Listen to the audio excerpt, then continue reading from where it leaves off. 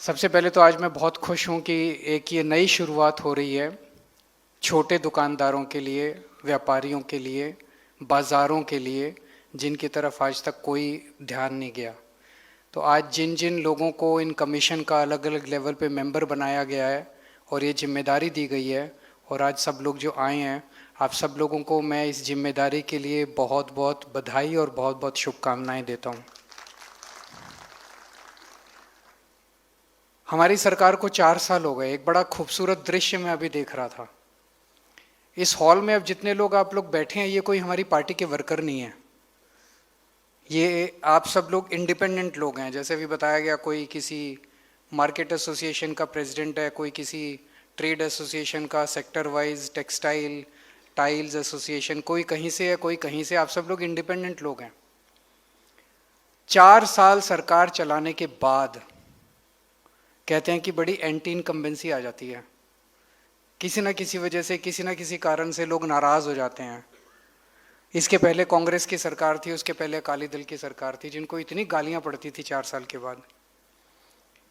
मुझे नहीं लगता कि कांग्रेस की सरकार में 4 साल के बाद उनकी इतनी हिम्मत होगी कि आम लोगों की सभा में माइक घुमा दें कि जो बोलना है बोलो।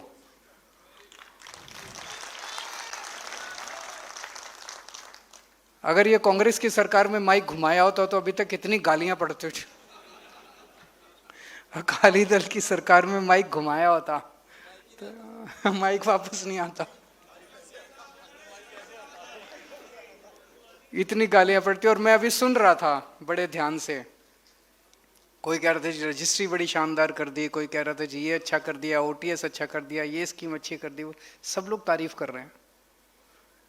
इसका मतलब सरकार अच्छी चल रही है। 4 साल में अच्छी चलाई है सरकार, बहुत अच्छी। बहुत बहुत शुक्रिया जी, बहुत बहुत शुक्रिया। आप सब लोगों के आशीर्वाद से चल रही है, आप सब लोगों के सहयोग से चल रही है। हम लोग बहुत छोटे लोग हैं।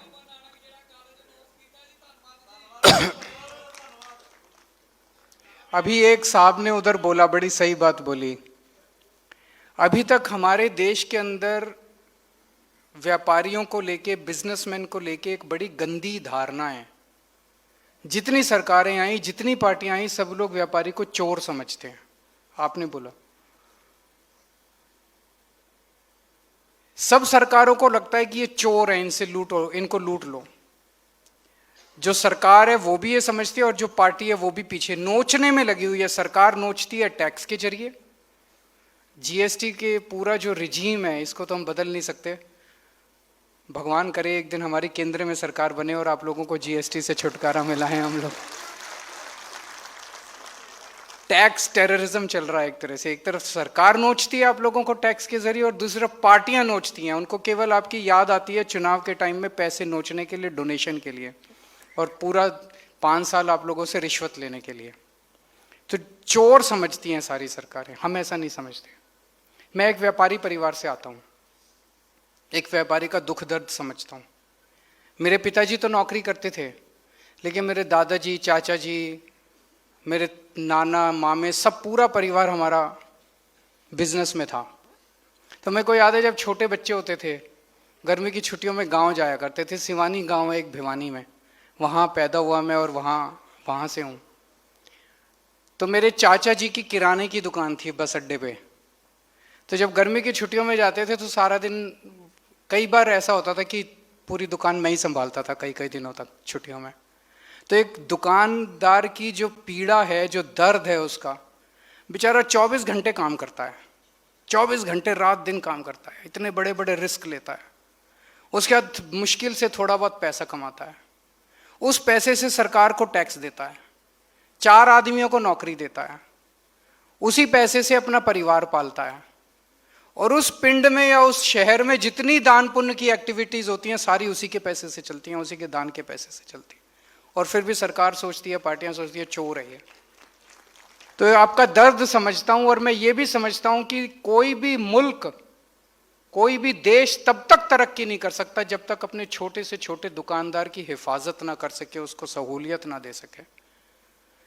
जितनी पार्टियां आती हैं, बड़ी बड़ी सरकारें आती हैं, आप जितने राज्य देख लो, हर राज्य के अंदर, जैसे अपने यहाँ भी एक है इन्वेस्ट पंजाब है, इन्वेस्ट गुजरात है, इन्वेस्ट महाराष्ट्र है, इन्वेस्ट फलाना ढिमका, ये अच्छा है, उस ऐसा नहीं कि वो गलत है, वो होना चाहिए। सब बात करते हैं 3,000 करोड़ की इंडस्ट्री आ गई, 4,000 करोड़ की इंडस्ट्री आ गई, 10,000 करोड़ की इंडस्ट्री आ गई, ये पंजाब में भी आ रही है, अच्छी बात है, आनी चाहिए। लेकिन एक छोटा दुकानदार जो अपनी किराने की दुकान चला रहा है, जो अपनी कपड़े की दुकान चला रहा है, जो अपनी ब्रेड की दुकान चला रहा है, उसकी तरफ किसी का ध्यान नहीं गया आज तक, किसी का ध्यान नहीं गया। टाइल्स की दुकान चला रहा है, टेक्सटाइल की दुकान चला रहा है, उसकी तरफ किसी का ध्यान नहीं गया। छोटी मार्केट के अंदर जो दुकान चला रहे हैं उनकी तरफ किसी का, पहली बार एक सरकार आई है जिसका उस छोटे दुकानदार की तरफ ध्यान गया है। ये जो पूरी मशक्कत की जा रही है, इतने सारे स्टेट लेवल पे कमीशन बना रहे हैं, डिस्ट्रिक्ट लेवल पे कमीशन बना रहे हैं, हल्के लेवल पे कमीशन, इसका मकसद यही है उस छोटे दुकानदार की जिंदगी में सहूलियत देना, उसको काम करने में मदद करना। वो चक्कर काट काट के, दफ्तरों के चक्कर काट काट के परेशान है, उसे समझ नहीं आ रहा किसके पास जाऊं, या तो सिफारिश करो या रिश्वत दो, उसके बिना उसका काम। अब ये बंद करना पड़ेगा। जैसे अभी मनीष जी ने कहा, अब हम ऐसा सिस्टम बना रहे हैं जिसके जरिए आपको ही सरकार बना रहे हैं।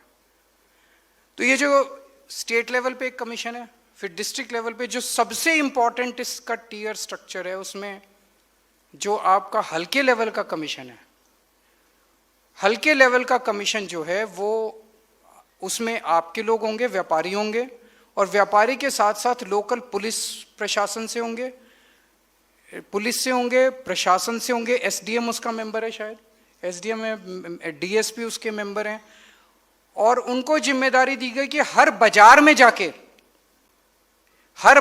जाके सारे बाजार के दुकानदारों की मीटिंग बुलाएंगे और उस मीटिंग में उनसे पूछेंगे कि उनकी क्या क्या समस्याएं हैं। 3 किस्म की समस्याएं मेरी समझ में आती है, वैसे कोई भी समस्या बता सकते हैं। एक समस्या इंडिविजुअल दुकानदार की हो सकती है, कोई कहे जी मैं फलाने कब से चक्कर काट रहा हूं, ये कर रहा हूं, वो कर रहा हूं, मेरा काम नहीं हो रहा। एक इस तरह की इंडिविजुअल समस्या हो सकती है, व्यक्तिगत समस्या हो सकती है। दूसरी बाजार की समस्याएं हो सकती है, सड़क टूटी पड़ी है, टॉयलेट नहीं है, पीने का पानी नहीं है, बाजार में लोगों को दिक्कत हो रही है, व्यापारियों को दिक्कत हो रही है, कस्टमर्स को दिक्कत हो रही है।